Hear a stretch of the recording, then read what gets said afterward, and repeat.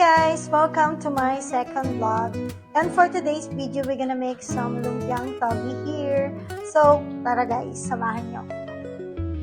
So, for today's video, ito nga, gumawa na ako at hiniwa ko na yung mga kailangan ko for our lumpiang togi. So, ito nga siya guys, pakita ko sa inyo. Yan siya. So, I have lumpiang togi here. Nabinili ko siya sa Sipig City. And I have this cabbage, bagu beans, and onion and garlic, then kamote, and of course the carrots, and of course ang magpapakompleto sa ating lumpiang togi for today is lumpiang ramen. Nabinay ko rin siya sa Sipig City. So, preparing this thing. So, maya-maya guys, simulan na natin. Okay? Tara! Hi guys! So, may batang makulit dito. Sabi niya, hindi ko daw siya in-intro. So, ano sasabihin mo? Hi guys! Hi guys! Please, sabi mo, please like and subscribe! Amazing! Bye! Yan. Okay, ready na ito mamaya. So, antay-antay lang para na simulan na natin ito guys. So guys, ito, inanda na natin yung frying pan natin here. Then, we're gonna use vegetable oil. So, lagyan natin ng oil yung pan. So, ang first dito guys, igigisa muna natin yung gulay. So, mas maganda sa lumpia is yung parang half cook lang siya. Huwag yung super cook. So, guys, so, yan na nga, iniinit na natin yung ating mantika. So, mainit na siya guys. Lagay na natin yung garlic muna, syempre.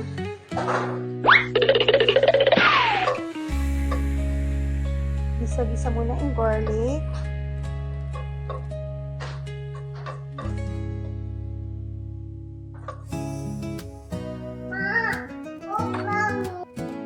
Then, next, ito na. Lagay na natin yung onion here.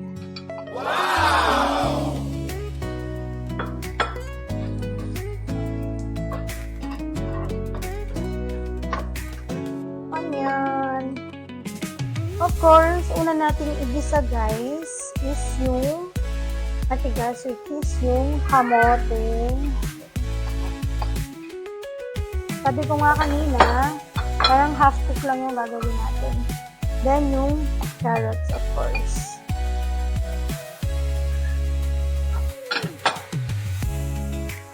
And mix together lang natin to.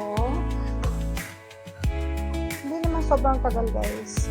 Ano lang din, medyo ano lang na, alam mo yun,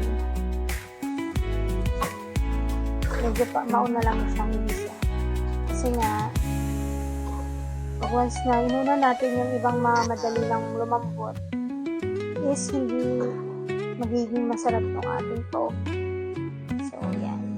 Unahin lang natin ito igisa. Then, lagay na natin din yung ating bagu beans. Ang sarap ng bagu beans, guys.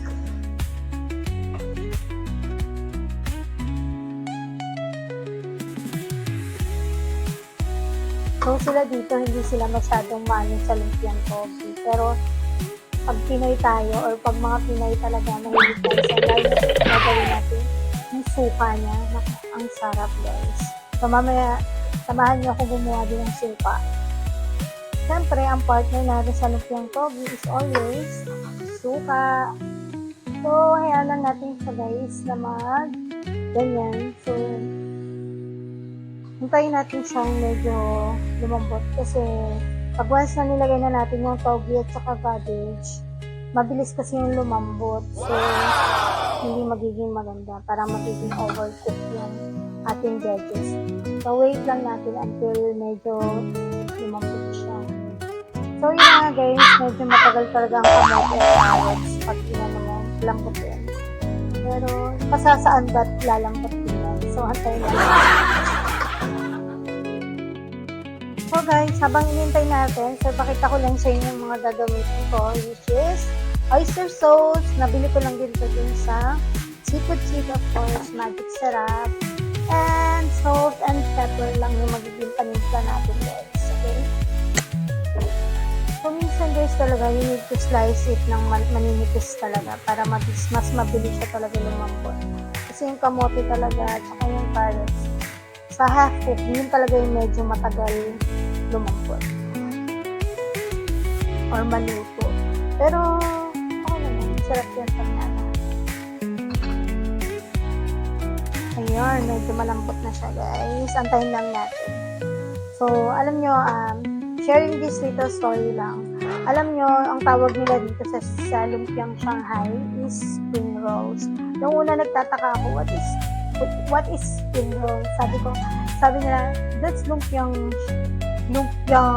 Shanghai. Sabi ko, and super in demand sa kanila. Sobrang sarap na sarap sila sa lumpiang Shanghai here or tinatawag nilang spring rolls, guys. So, malambot na siya, guys. Ilagay na natin yung ating toge.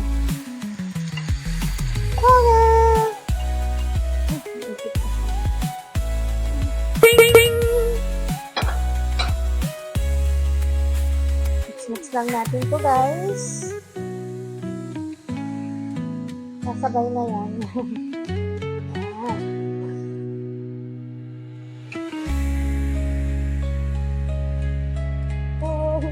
Mix lang tayo. And of course, isunod na natin yung ating cabbage, guys. So, pares lang yan sila ng togi. Mabilis lang yan sila maglambot. So, habang nandun sila, syempre karalagay lang din natin. Timplahan na natin, of course. So,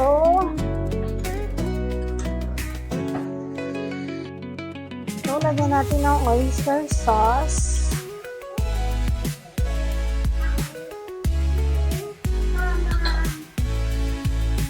Lagyan natin ng oyster sauce. Ayan yung lagay natin. Sayang. Then, mix natin ito, guys.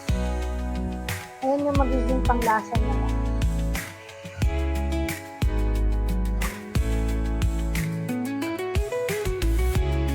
Konting magic sarap lang naman. Then, ang ating salt. Konting salt here.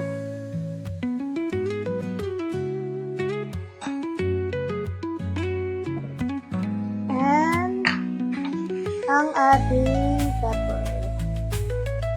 Mahilig talaga ako sa pepper, guys. Then, mix lang natin ulit.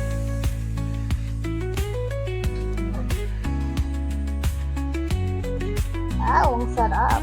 Ako kasi mahilig talaga ako sa gulay, guys.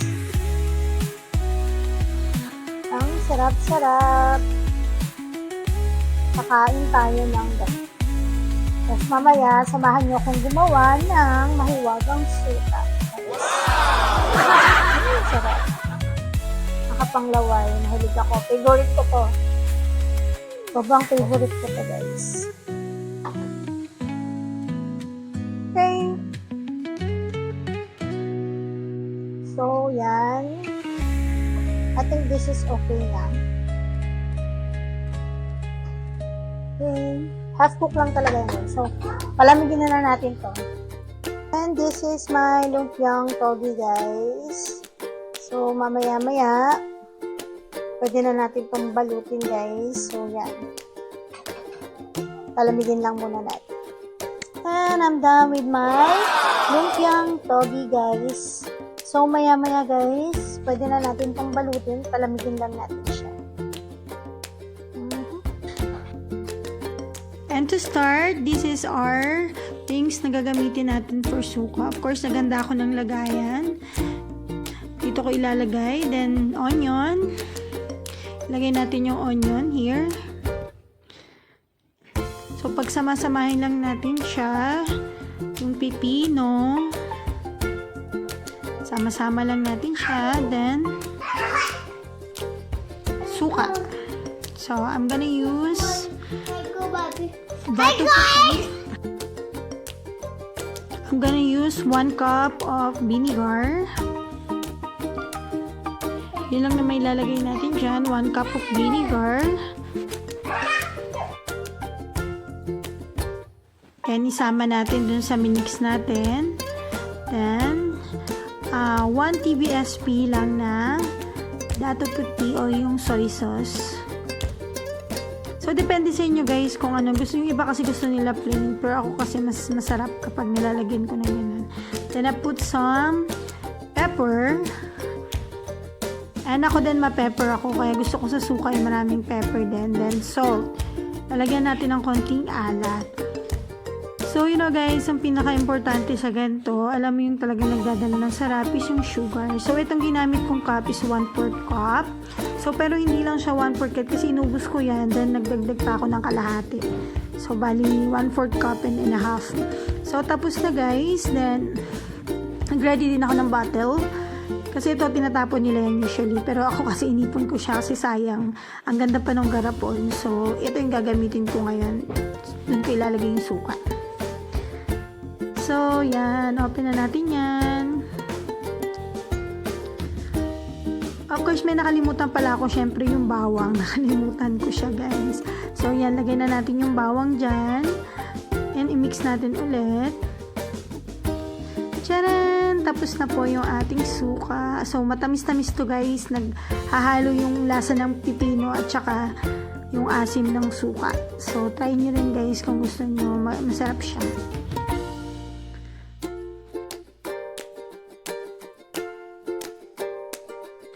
So, yun. Tapos na yung ating mixture ng suka. So, try nyo rin guys kung gusto nyo. Mix-mix lang natin. Then, ito na nga siya. Ready na. Ready na to fight na to guys. Go-go na to.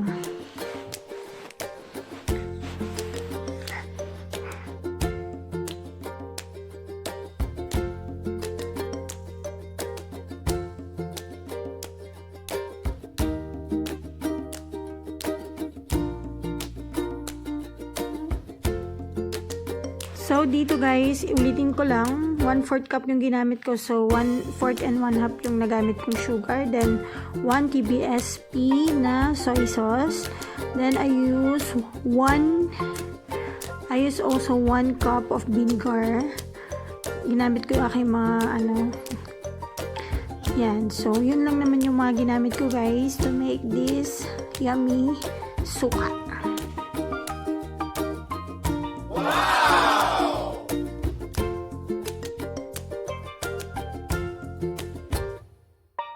So, after na natin ito, isali na natin yung ating suka dun sa empty bottle na aking tinabi. So, yun guys, sali natin. Yarn. Okay. Then, hayaan lang muna natin yan siya dyan. Para maano niya muna, sip-sip na talaga yung lasa. So, maya pagtas natin magluto, ready na to. And, pwede na siyang kainin. Maging yan sa isabaw natin, okay? So, ito na nga, umano na siya, lumamig na, so balutin na natin guys. So, ganito lang yung ginagawa ko. Ito, tubig lang to. Hindi ako naglalagay ng tubig lang. Yan lang yung magiging pang ko. So, lagay natin here.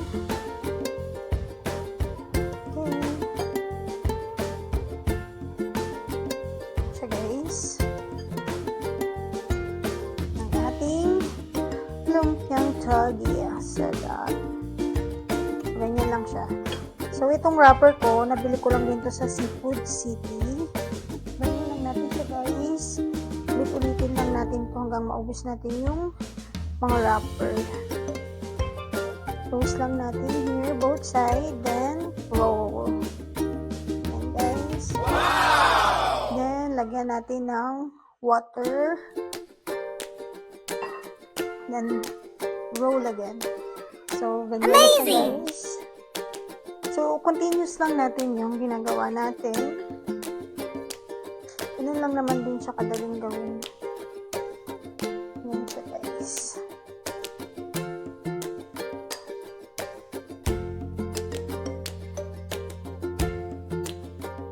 Yung nakaraang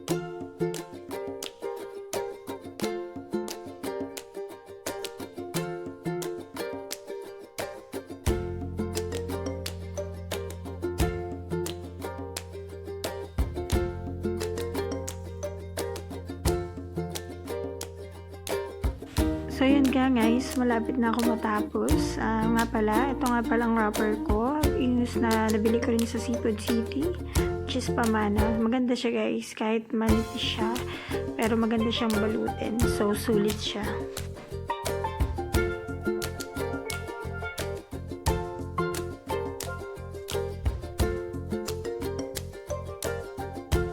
So last na nga tong aking wrapper. Malapit na ako matapos guys.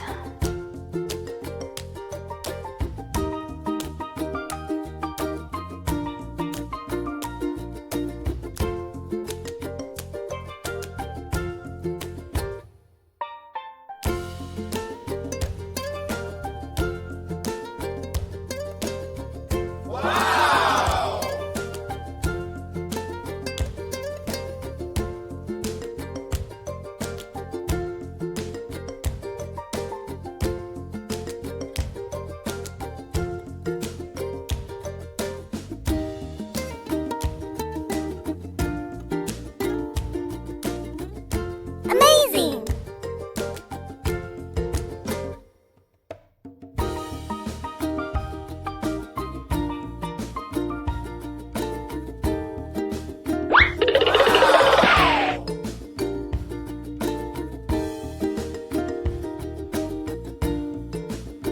Ready na yung ating lumpiang togi. So, let's go guys. Atin na tong magpainit na tayo ng mantika at lutuin na natin to ng matikman na natin ang ating lumpiang togi.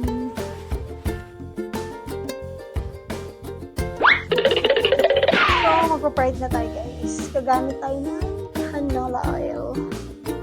So, lagyan natin yung canola oil here.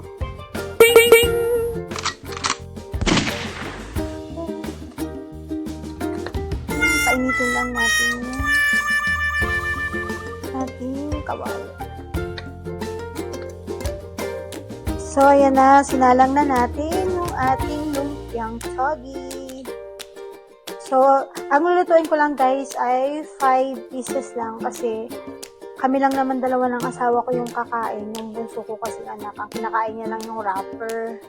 So, hindi siya masyadong mahilig dito. Kami lang ng asawa ko. So, yung lulutuin ko lang, yung kasya lang sa amin dalawa kasi hindi naman namin talaga mauubos siya. So, yung kasya lang. Tapos yung tira, i-preserve ko na para at least meron kaming pag mga merienda na madaling lutuin or madaling may mahuhugot, kumbaga. Ingay ng anak ko guys. Ganyan yan siya. Ganyan yan siya. Nasa taas yan siya pero grabe talagang sound niya. Abot hanggang baba. Grabe yan siya. Okay. Mapapansin nyo guys, ganyan lang siya. Kasi nga manipis, sabi ko nga kanina, manipis lang yung kanyang wrapper. Pero guys, maano siya, masarap siya. Kahit gano'ng kanipis. Tsaka kasi usually naman kasi, syempre gulay, makapal yung pagkakarap natin. So, naano talaga siya kasi manipis lang yung wrapper. So, na-try ko na sa one time, sarap. So, yung aking mga ka-homie dyan, of course, syempre, nadadaman nyo din yung nafe-feel ko dito. Sobrang, siya talaga mararamdaman mo yung bored. Lalo na pag, yung asawa ko kasi sa casino siya nagtatrabaho. So, pagdating ng gabi, kami dalawa na lang ng anak ko na iwan dito. Ngayon, kasi yung aking dalawang biyanan ko is nasa Minnesota today. So, trouble lang sila. So, ngayon, kaming dalawa lang dito ng aking baby boy. Kaya, pag mga gantong syempre, pag pumasok na yung asawa ko, nabuboard ako. So, I used to, para maaliw man lang yung sarili ko, gano'n, parang, pang-alis tungkot, homesick sa Pilipinas, of course.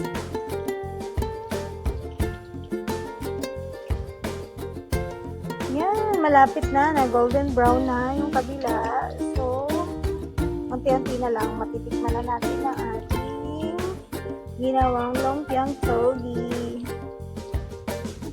So, yan guys. Wow! A little sharing lang guys. Gusto ko lang i-ano dito yung lugar. Alam nyo, sa totoo lang, maganda yung lugar dito. Malinis, malayo talaga sa Pilipinas. Sobrang linis, sobrang, alam mo yung nasa talaga lahat ng bagay, lalo na sa road. Yung mga school bus, bawal mo lagpasan, hindi katulad sa Pilipinas.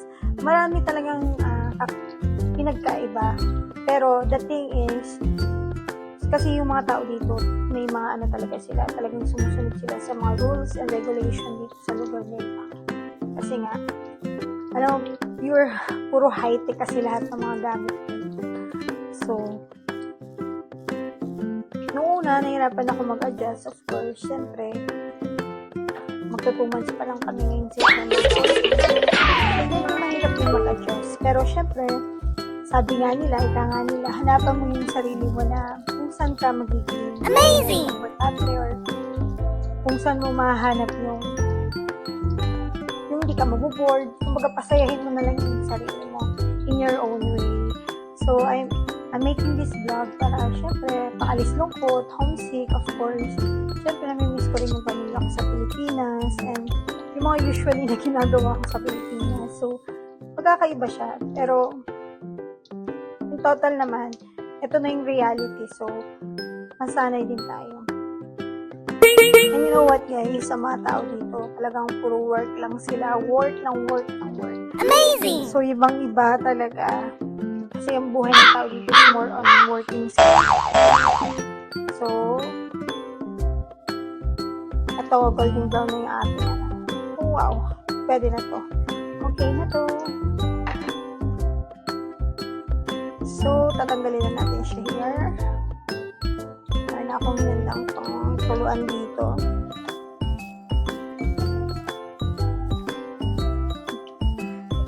So, mali pala ako kanina guys. Sabi ko 10 pieces lang yung nagawa ko. 13 pala.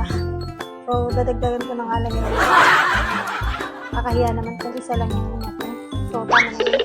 Minsan naman kasi kahit malamig to, kinakain ng asawa ko. Minsan nagulat ako, kumakain siya. Kinakain.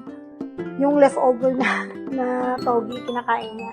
So, okay lang din naman. Masarap pa rin naman daw kahit ano na siya. So, may natira akong 6 na piraso. So, ipipreserve ko na to guys. Ilalagay ko to sa Ziploc. Para next naman, pang merienda, madaling lutuin. So, sa sunod lutuin ko siya. So, yan guys. So, kung napapansin nyo, di ba kanina parang ang pangit niya ano. Pero, pag inano mo siya, maganda siya. Makinis yung kanyang wrapper. At saka, kahit manipis siya, malutong siya. Tsaka masarap siya na wrapper. So, dito, diskarte lang talaga. Tsaka, more on pakikisama. Ganyan. Pero alam mo guys, napakadaming Pilipino dito. Ito lang, ewan ko lang, hindi pa kasi ako nakapunta sa ibang mga, nung sinundo nila ako dati sa California, konti lang yung makikita mong Pinoy eh. Kasi usually puro ano, yun yung napansin ko ah.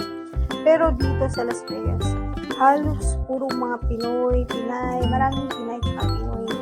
Lalo na sa casino, yung mga ka-workmate ng hubby ko, maraming Pinoy. So, hindi ka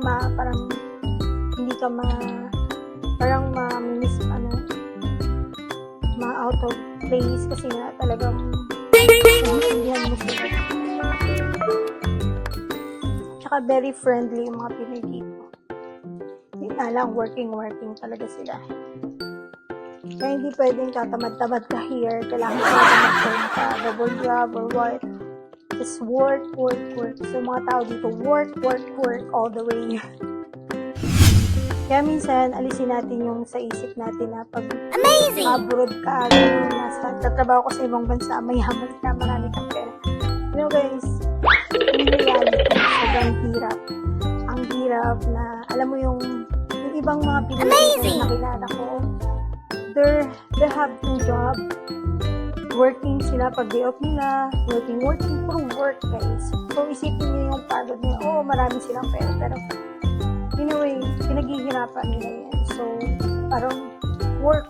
Tsaka sobrang ang mahal ng cost of living, guys. Sobrang mahal ng cost of living. So, parang sa Pilipinas lang din, kung di ka mag-work, wala kang ganun lang din. In a different way, sa Pilipinas, mababa sahod. Pero,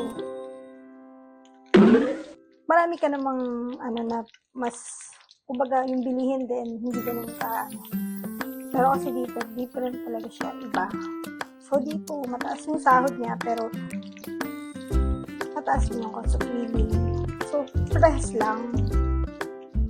Marami ako nakilalang mga Pinoy dito. Mababait din naman.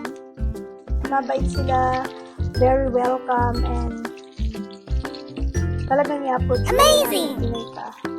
So, yun lang maganda rin.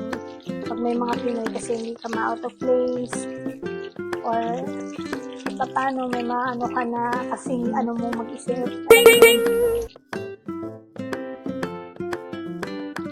Ayan na, nag-golden brown na itong isa. So, maya tapos na rin ito. Okay na to. I'm gonna turn off that. Okay. So, yun, tapos na tayo magluto.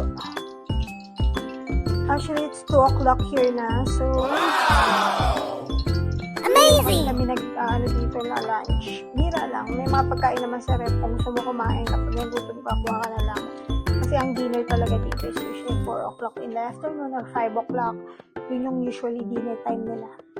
So, nasanay na rin ako na gano'n kami. So, ito na yung aking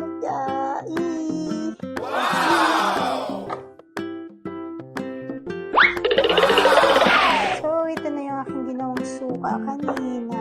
Sarap niya guys. Nag-aagaw yung kasi matamis-tamis yung pipino tsaka yung so nag-aagaw yung tamis niya tsaka yung asim ng suka. Yan ang aking ginawang lumpiang togi.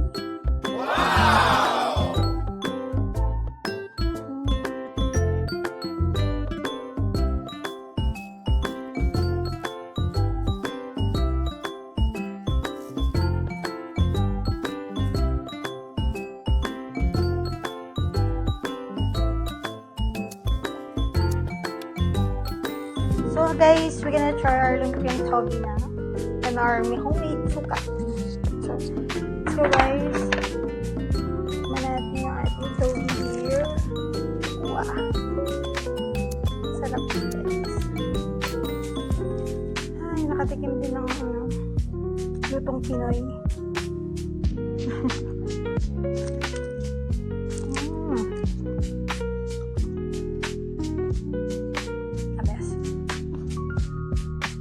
So, ito na guys. We're gonna try our lumpiang togi na here.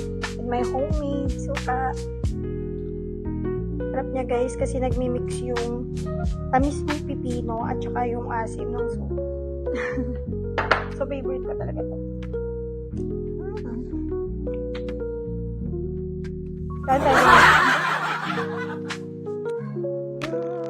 Ang sarap ng suka guys. Nakaka-addict talaga siya. Sarap, try nyo na guys. Go! Up. Hi guys! Thank you for watching my vlog again. See you next time. Bye bye!